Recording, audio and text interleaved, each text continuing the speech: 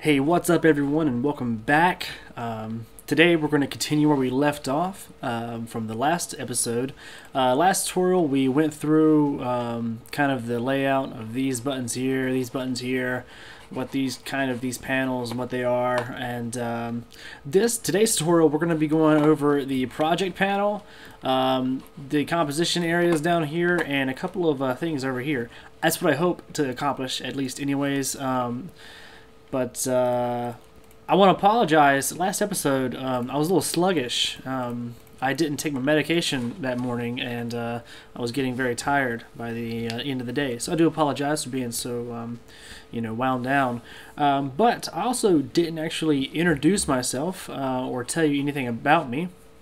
So a little bit about myself. I am a male human being, and I live in North Carolina, and I do actually work for a production company, and I use After Effects on a pretty regular daily basis. I pretty much use it every day, and I've been working with After Effects for about 7 or 8 years, I think. It was like After Effects 7 when I first started using it, or I don't remember actually. Anyways, that's a little bit about me. I hope that was insightful, but let's go ahead and jump in. Once again, this is going to be another, we're continuing on our very basic run. The next episode, we're going to start creating some motion graphics. That's kind of where, I want to get toward. But this episode, we're not going to be doing too much as far as creating things, but you will learn a lot, hopefully, if you can stand to, stick around, which hopefully you will. Maybe there'll be a surprise at the end that you only know if you stay to the end, or you could actually skip to the end if your internet's fast enough. Anyways, let's go ahead and get started. This is the project panel. You also have the effect and control panel. Also, if you don't see something that's here, for instance, if you don't have this line of this workspace here, you could go to Window and change your workspace to all panels, or you can pick and choose which ones you want by going back to Window and figuring out what you want. Then you click or unclick these depending upon what you want to work with. Like I want these tools, obviously, but I actually don't want to align anything. I don't want the smoother. I don't want the wiggler, motion sketch, mask interpolation. The rest of that's fine. Get out your audio. Or you can go down to workspace and you can like choose to like a different type of workspace. I don't really leave mine on all panels unless I'm doing like inverse kinematics or motion tracking, something like that. Okay, so back to this project panel. We have, I've already imported a little bit of footage here. I've got kind of this grungy texture. I've got some footage that I've shot in the past. I didn't shoot this. I got this off the internet. But I'm going to put both these into new compositions. So what you do, once you import your footage, to create a new composition and start working on it, all you do is you take the layer that you want and you click and drag into this little icon here. And that will create an entirely new composition, and you can see kind of what you're looking at. There's a dog, German Shepherd. His name is Jake. He's a pretty cool guy. Anyways, let's keep going. So I just imported this footage here, and not only did it create a composition here, but it also creates a file in the project panel. So if I were to maybe exit out of this and click on that, it'll open it back up, and it's got the composition in it. So like, for instance, if I take this grungy gray texture from Video Copilot's Riot Gear, I think that's the thing it is, and I have that in here, it's going to put it in this composition, but it doesn't create an actual new composition for that layer. That is still, if I exit out of this, that is still in there. And I can delete it and it'll update accordingly. So that's that. The framing of, if you want to know what dimensions your composition is in, you can go to composition settings, and this is 1920 by 1080 at 23.976 frames per second, 3 seconds long, and 19 frames. Okay, now what about if I import a picture that doesn't have any video or footage to it? What's going to happen then? Well, let's see. I'll just take this grungy gray texture and I'll just put it to new composition just like before. And if I go to composition settings, it has 3 it takes whatever previous composition you had and uses the duration for that. So if I wanted this layer to maybe be, this composition to be 10 seconds long, I can make it 10 seconds. 23.976 is still the frame rate, and that's the dimensions of the image. So that's how to import different things. Now, what if I wanted to use this composition in here? Like maybe if I took these particles and I want these particles, let me just set this over, to be shown with this layer into this composition. Well, it's very simple. I could just go to the composition that was created when I imported that footage and put it on top or on the bottom. It doesn't really matter. And there it is. It's right on top. So I can put that over here. I can set this to maybe like multiply or something. So now we've got this, interesting look. But let's not do that. So that's a quick run through of that panel. Let me get rid of this composition and I'll go over the effect and controls. So we've got this footage here. And what if I want to add a little bit of color correction? Well, I could just click on the layer. Make sure you click on it. If you don't have the layer selected, you go to the effects, it's all going to be grayed out. So make sure you actually click on the layer and then go to the effect. I want to maybe color correction curves. And we just start playing around with these settings, just kind of making it a little bit better. Let's kind of, just do that, darken the blacks a touch right there.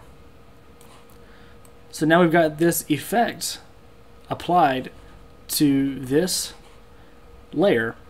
And there's two ways we can adjust our effects. We could twirl down the option menu for the layer, which is right here, and then we go to the effects and twirl that down, and then there's the effect we have, curves. And we actually can't really adjust it here. You have to go into the effect panel, effect controls panel, and adjust it there. So just keep that in mind when you have a whole bunch of effects. Just make sure that you're going to the actual panel to adjust them. And then we can click back and forth between our project panel and the actual effect panel. Now what if I want to, add a tint to it? Well, I know I can tint my layers, but I'm very new to After Effects. I don't know where tint is. Well, all I gotta do is search for it. I can go to the Effects and Presets tab or panel, and I can type in tint. And it'll bring up the effects that correlate to that. So there we have our tint layer, and I just put that on top of this layer, of that layer, and it's tinted. I could either, let me delete that, I could either take the tint layer and put it on top of the layer in the composition workspace, or I can bring it down to the actual layer here and put it on that specific one. So let's exit out of that composition. Now, like I said before, I'm not sure. Like I said before, if you exit out of it, you can just go back to the project panel and find it and put it back in there. So we've got this project we imported earlier, and that we just did a few seconds ago. I don't know if you remember or not, but I do. And I actually want it to be 1920 by 1080 frame rate to make it full HD. So all I have to do is go into composition settings, and type in 1920 by 1080. Alright, now what if I want this grungy gray texture to fit the exact width and height of my composition? Well, no problem. All I gotta do is right click on the layer and go to transform, fit to comp, and that'll stretch it to fit to the composition. I can do the same thing for the video layer. It works for video and photos, fit to comp, and there we go. It fits perfectly within the composition, and that's good. Once you get into things like motion tracking and doing 3D camera solves and things like that, the composition settings matter much more, like as far as your dimensions and your frame rates. Let me jump back a second and go and talk about a couple other things in the project panel. I have this footage here that I could do in slow motion. I shot it at a higher frame rate. So if I import that in here, it's I'll show you, it's 59.94 frames a second, and I shot it that way so I could make it slower later on. So all I have to do, like, this is regular speed, it's like life, I guess, but I want it to be in slow motion. I want to see these wood chips fly at my good friend here, Steven. So all I have to do is find that actual layer, right click, and go to interpret footage, main, and conform to 23.976. And press, and it'll let me know, it's going to change to this. Audio may not synchronize. It won't. Okay, I don't need it to. And press OK. And now you'll notice if I drag through here, the layer has gotten a lot longer. And that's because now it is in slow motion. So now we have this really great slow motion sequence. I'm not sure if my RAM preview is working with my screen recorder, but that's what it looks like in slow motion. So great. I just want to touch on that real fast. Also, your let's go back to this composition here. You also have 8 bits per channel color space, and you can change that by holding down Alt and clicking to 16 bits or 32-bit. And we'll go over that later. I definitely want to go over 32 and 16 later on to show you the benefits of using those versus 8, or it depends on what kind of project you're working on. But we'll get there. Don't worry. Anyways, let's get back to what we're doing before we get too distracted. Let's go back to this grungy gray area here. Let me just clean up a little bit. So I want to create a little bit of motion graphics today by using a text layer and doing some overlays and just making things look a little bit more interesting than just this texture we have here. So what if I want this texture to be a texture for color? Well, I could do that. I could do a couple of different things. I could go to layer, new, solid, and I can create like maybe a bluish color solid, and I can press OK, and this could be my overlay, and press enter, and that's gonna make everything blue. But if I go to my transfer modes, if you don't see these, you can either click here, toggle switches and modes, or press F4, and it'll bring them up. Also, if you have enough area, I'm on a smaller screen right now, you can click on this button here and it'll show everything at once. So, there's your options there. But let me just collapse these. So I can set this to overlay, and that'll overlay on top of the grungy texture, which looks, to me looks pretty nice. I can also bring down the opacity and kind of, tint it a little bit. What if I wanted to, it also works the opposite. So if I set this back to normal and put the grungy texture over top, I can set that texture to overlay. And now you can barely see it. I don't know if you can even see it on the screen capture, but if you look closely, you can see the texture. And likewise, I can bring down the opacity again, and it won't really do anything. So it's best to, overlay the color over the texture that you want to have apparent. So just let me do that.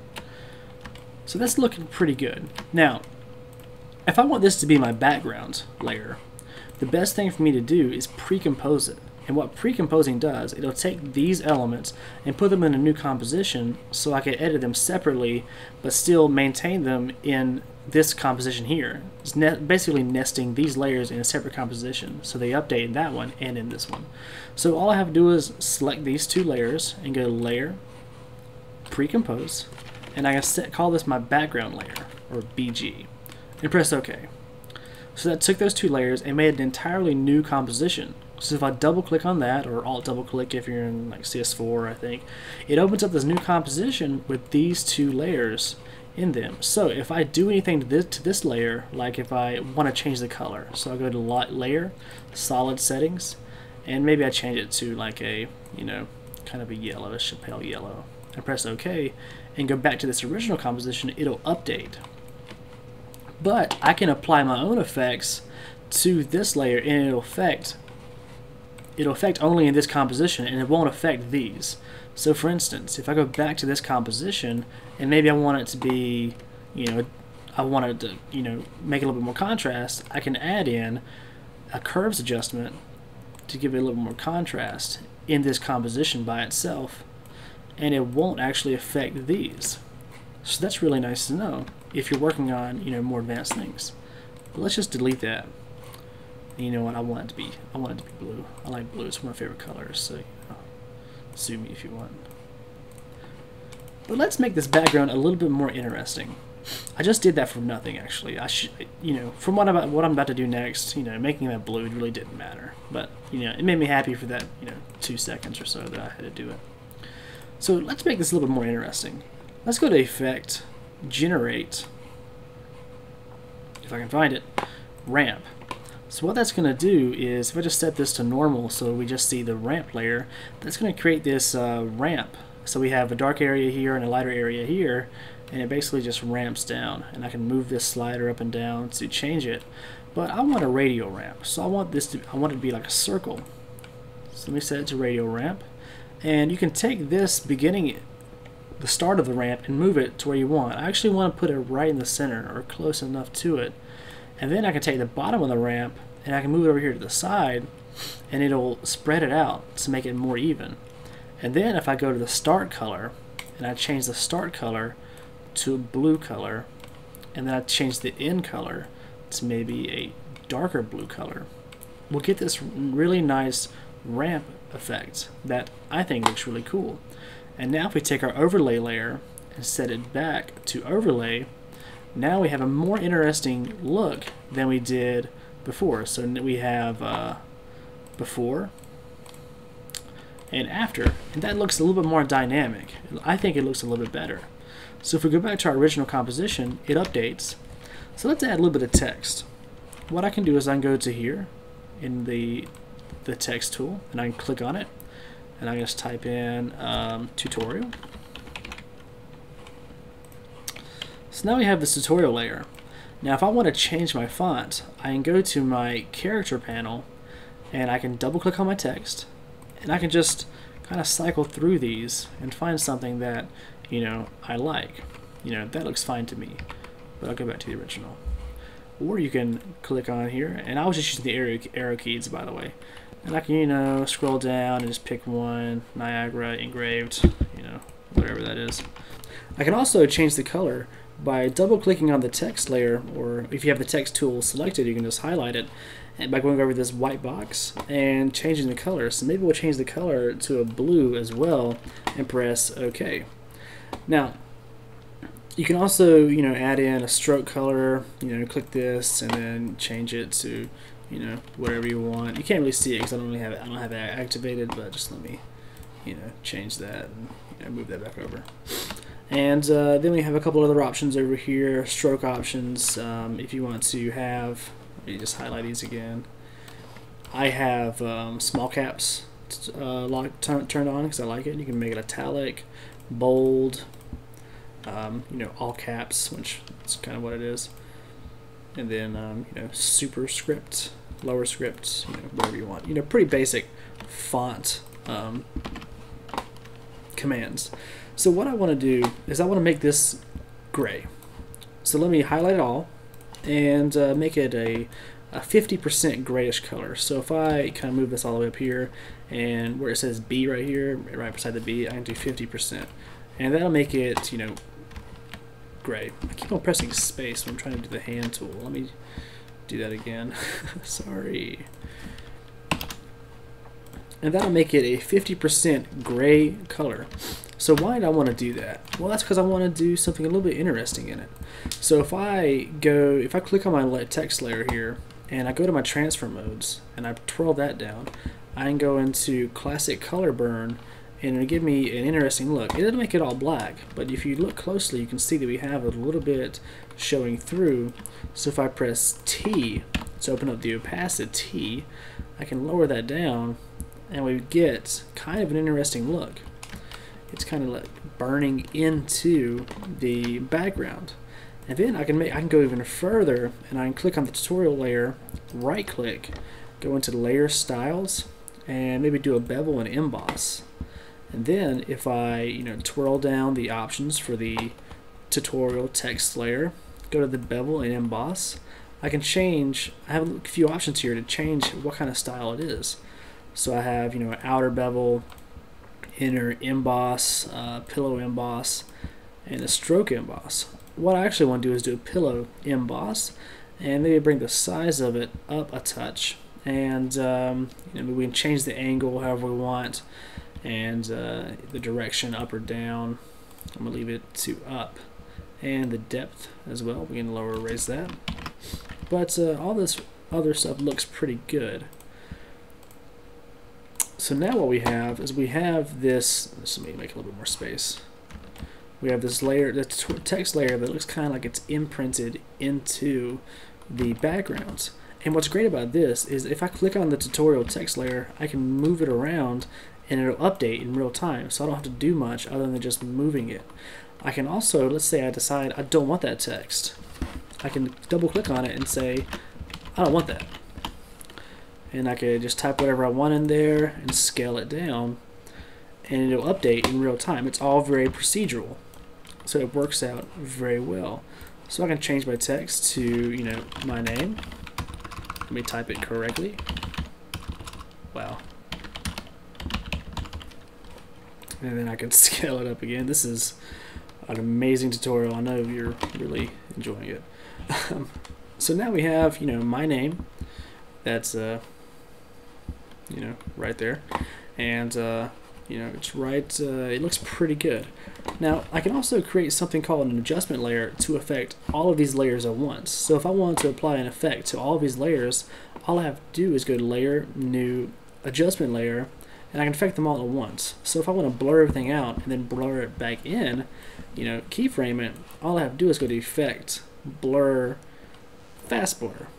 And then if I just bring the slider up, you can see that, you know, everything's blurred out. But we have a problem. It's starting to get dark around the edges. But we can just click Repeat Edge Pixels, and that should pretty much solve it for us.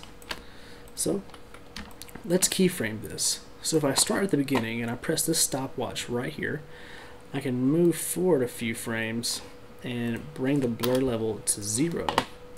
So now what we have is we have this nice smooth animation where, you know, we start, let's let it preview for a second. We start blurred out and then it just fades in. And I can press U on the adjustment layer and it will bring up all my keyframes. And I can select all of them and press F9, except that it'll stop our screencast. Or I can right click, go to Keyframe Assistant and do Easy Ease. And that'll make everything come in a little bit smoother. Well, I hope you learned a little bit on this tutorial. That's all I have for today. Next tutorial, we're going to go over more advanced techniques to, you know, improve your animations and to, you know, start making, you know, actual motion graphics with using cameras and 3D space and things that are going to look a little bit more interesting. And then from there, we're going to go into some visual effects, some compositing, and hopefully this will be like a fully fledged After Effects tutorial, and you'll be able to, you know, learn a whole bunch from it, and you'll basically be like a, you know, a pro by the time it's over with. Even though I'm not. But thanks for watching, and once again, stay tuned, like and subscribe, and I look forward to seeing you again.